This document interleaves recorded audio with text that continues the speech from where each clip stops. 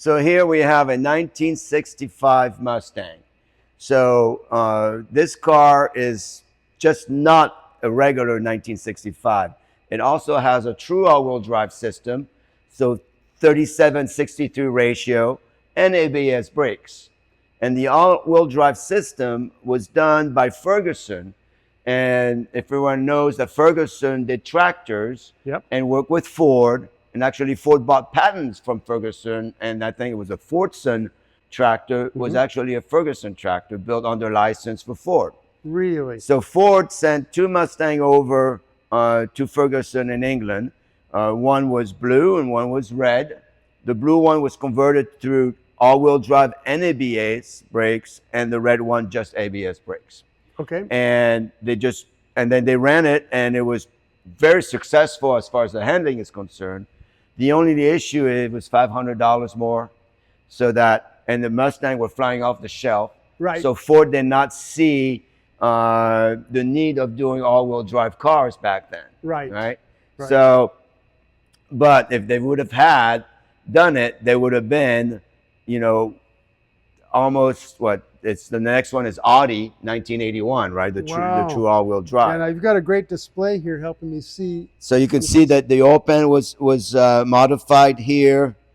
So this is the very first production car with a true all-wheel drive system and ABS brakes, 1965. Do you happen to know how the ABS system worked? Yeah, so it's a Dampler Maserati system, and it acts like a little bit as a frog, but they use those on the airplanes. Okay. So the airplanes had those types of system already, and so Dampler Maserati worked with Ferguson to make it work with it, and you can see it's in the middle. It's between the two gear. It's right here. It's vacuum driven.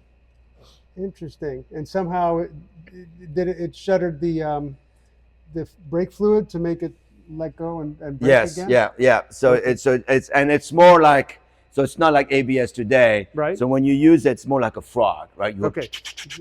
Because it's on off, on off, on off. Yeah. It was screwed, but it worked. Right. Yeah. It kept it from just locking up. That's right. Yes. Wow, and it's still got the so 289 in there.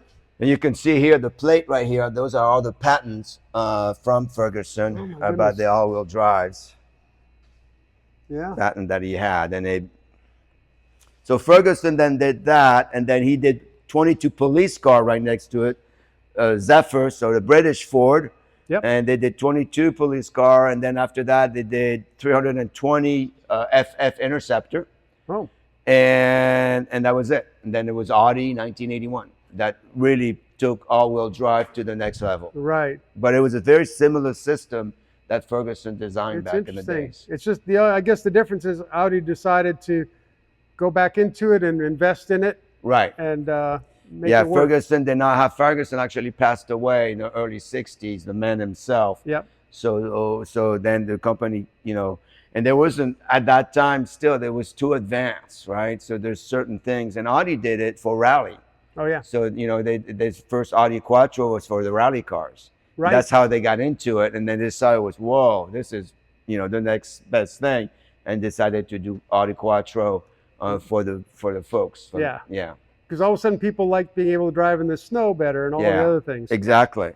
So. Yeah, and a lot of inventions always starts on the racetrack, right? So. That's right. Okay, so if anybody sees this badge, they're probably following this car down the road.